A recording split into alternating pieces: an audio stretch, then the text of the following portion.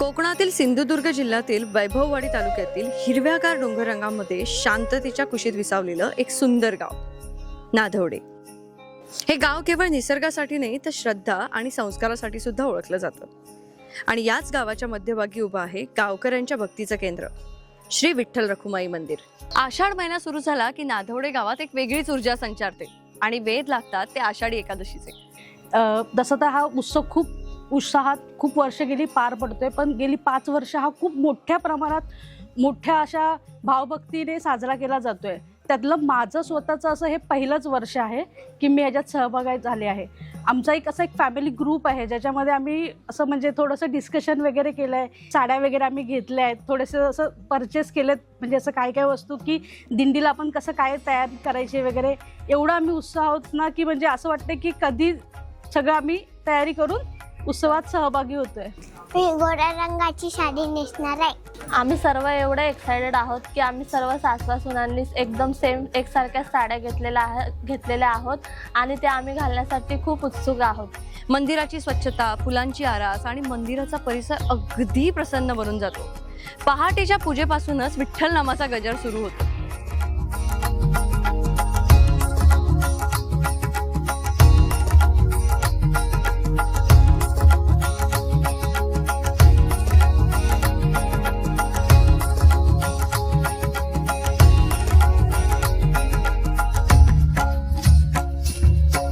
Generation बदलतं त्याप्रमाणे माणसांच्या भावना तीव्र होतात. आणि आत्ताची जी पिढी आहे ती खरी म्हणजे पुन्हा अध्यात्माकडे वळलेली आहे. आणि याच्यातून या गावचा हा जो आमचा सोहळा आहे तो प्रत्येक वर्षी होता त्यापेक्षा गेल्या 4 वर्षामध्ये हे 5वं वर्ष आहे. खरं म्हणजे कुणातरी त्याच्यामध्ये ती दैवता प्रवृत्त करते.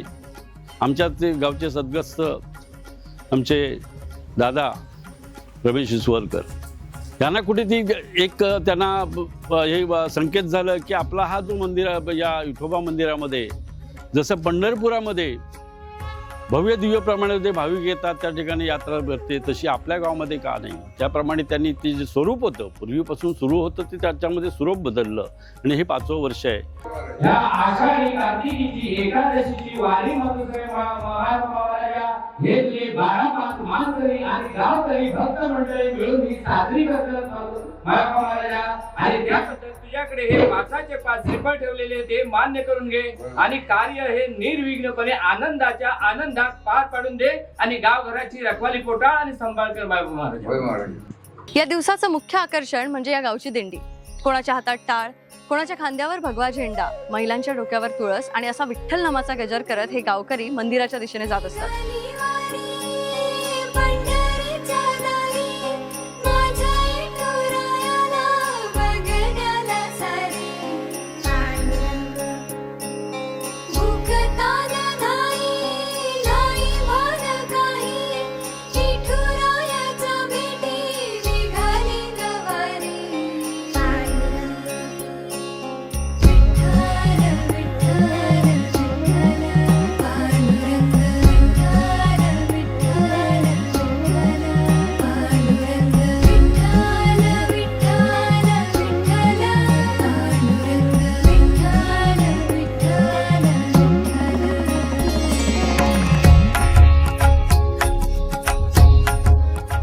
लहान मुलांपासून ते ज्येष्ठ नागरिकांपर्यंत सगळेजण या भक्तिमय सोहळ्यात आनंदाने सहभागी होतात.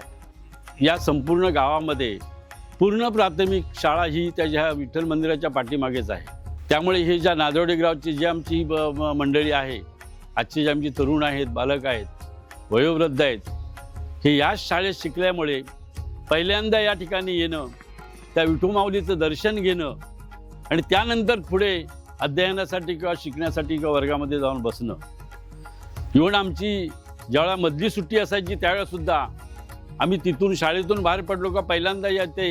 विशेष म्हणजे ह्या विठ्ठल आणि रुक्माईच्या पायाखालून हे धरे 2 वाहतायत.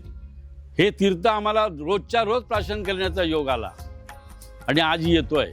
शाळेचा मी शाळा व्यवस्थापन अध्यक्ष आहे आणि आमच्या या शाळेची मुलं आषाढी एकादशी या कार्यक्रमात आनंद घेण्यासाठी खूप उत्साहित आहेत. नाधवडे गावचं सौंदर्य या सोहळ्याच्या सौंदर्यामध्ये अजून भर घालतं. इथली स्वच्छ हवा, हिरवीगार झाडं, डोंगर, नदी, पक्ष्यांचा किलबिलाट, मंदिरातला घंटानाद या सोहळ्याला एक वेगळंच रूप देऊन जातं. शहरात जी आपण शांतता शोधत असतो ना, ती खरी इथे सापडते. ह्या दिंडीची सुरुवात सर्व 12 वाडीचे दिंड्या निघतात. त्या सर्व दिंड्या श्री चव्हाटी माता मंदिर इथे सर्व दिंड्या जमा होतात. 10ला दिंड्या जमा होऊन तिथे भजन करून सर्व दिंड्या 11 वाजता तिथून त्या दिंड्या मार्गस्थ होतात आणि विठोबा रुक्माई मंदिरच्या इथे 2 वाजेपर्यंत त्या दिंड्या आल्या जातात.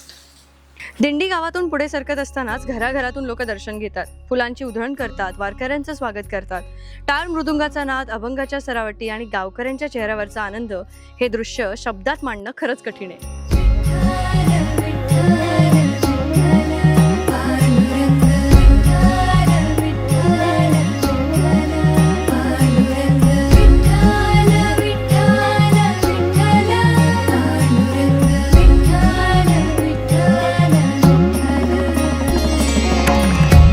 मंदिर सजवणं, दिंडीचं नियोजन, प्रसादाची तयारी आणि भाविकांची व्यवस्था ही सगळी कामं इथले गावकरी एकत्र येऊन करतात.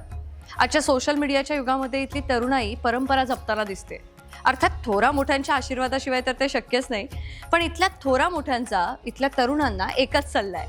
पुढच्या पिढीला हा संदेश देईन की जेवढे तुम्ही नामस्मरणामध्ये जेवढे राहाल तेवढे तुम्ही आनंदात राहाल आणि सुखी राहाल.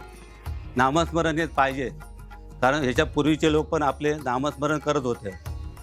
त्याच्यामध्ये जे आनंद असतो तो आनंद कुठेही मिळू शकत नाही. आणि वारीचा आनंद बहुतेक चांगलाच आनंद आहे वारीमध्ये. आणि आषाढी एकादशीच्या वारीमध्ये एवढी उत्सुकता असते सर्व लोकांना. आता आम्ही मुंबईवरून येतो सर्व लोक या आषाढी एकादशीसाठी, तेव्हा 2 महिन्यापूर्वी आमची तयारी चालू असते. तसेच आमचे दादा इसवलकर हे आम्हाला सगळं एकत्र घेऊन त्या कार्यक्रमाची रूपरेषा कशी करावी, काय करावं ह्याच्याकडे ते मिटिंग पण लावतात. बहुतेक आमच्या मुंबईमध्ये मिटिंग होतात.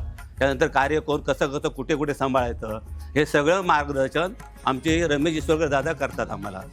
चंद्रभागमाय डोळ्यात ह्याज, मृदुंगाची थाप काळजात वाज. हो चंद्रभागमाय डोळ्यात ह्याज, मृदुंगाची थाप काळजात वाज.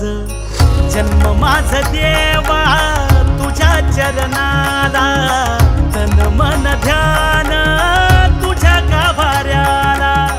सावळ्या तुझ्यासाठी जीव दंगला, ओढ लागता तुझी जीव दंगला. गावात एखादा उत्सव करायचा म्हटलं की सगळ्यांना एकत्र आणण्यासाठी पुढाकार हा कोणीतरी घ्यावाच लागतो ना. आता मला माहिती आहे म्हणून मी सांगते, कारण त्या व्यक्तीला कॅमेऱ्याच्या मागेच राहायला आवडतं.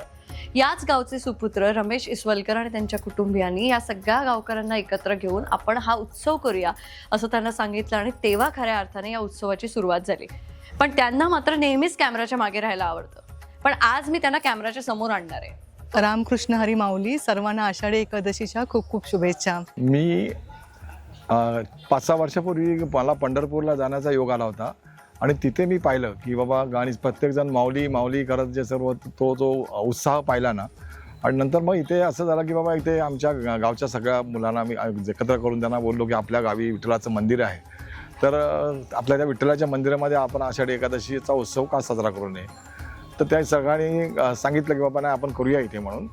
आणि पहिलं वर्ष 2022च्या नंतर 2023ला तुम्ही आला होता इथे, आणि आता हेच 2026 म्हणजे 5व्या वर्षाला परत तुम्ही परत इकडे आलात. त्याच्यामध्ये एवढंच वेळ होतं की बाबा सगळ्यांना आपण एकत्र आणण्याचा तो आनंद मिळतो ना. सगळेजण एकत्र येतात, सगळ्यांच्या मुखामध्ये आपण हरीचं नाव घ्यायला म्हणजे सगळेजण हरीचं नाव घेतात आणि सगळे एकत्र येऊन एक आनंद व्यक्त करतात. त्याचाच मला जो आनंद आहे. आजचा हा दिवस खरंच आमच्या नाधवडे गावासाठी अतिशय म्हणजे आनंदाचा आणि अभिमानाचा आहे. आषाढी एकादशीचा हा सुंदर सोहळा आज सलग 5 वर्ष साजरा होत आहेत. आणि ही एक परंपरा नाही आहे, तर ह्या गावातील माझ्या नाधवडेकर वासियांची श्रद्धा, भक्ती आणि मेहनत आणि संस्कृतीची जपणूक आहे. पण ही सुरुवात म्हणजे आषाढी एकादशीची सुरुवात जेव्हा हे पंढरपूरला गेलेत तेव्हापासून त्यांना ही कल्पना त्यांच्या डोक्यात आली की आपल्या गावामध्ये विठ्ठल रखुमाईचं देऊळ आहे, तर का नाही इथे हा सोहळा जोरात होऊ शकतो असं. आणि त्या संकल्पनेतून हा उत्सव साजरा केला आणि त्यासाठी त्यांचे 2-3 महिने त्यांचं नियोजन, आयोजन, सगळ्यांना एकत्र घेऊन, मीटिंग्स घेऊन तो उत्साह त्यांच्या अंगाअंगात असतो असा की कधी हा प्रोग्राम म्हणजे छान सुरळीत पार पडेल असं. पंढरी माहेर पंढरी, आम्हा लेकरांचं माहेर पंढरी. पंढरी माहेर पंढरी, आम्हा लेकरांचं माहेर पंढरी. गोडी अभंगाची आनंदाची वारी, धन्य ही पंढरी आनंदाची वारी.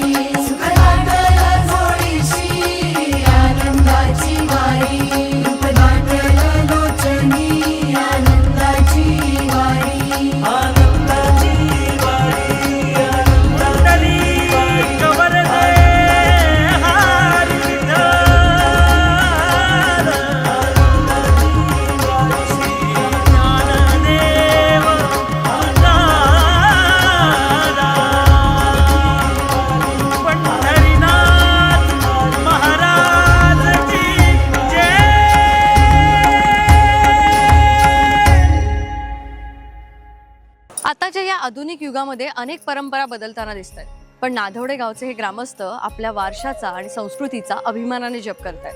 लहान मुलांनाही अभंग, वारकरी संप्रदायाची ओळख करून देत आहेत.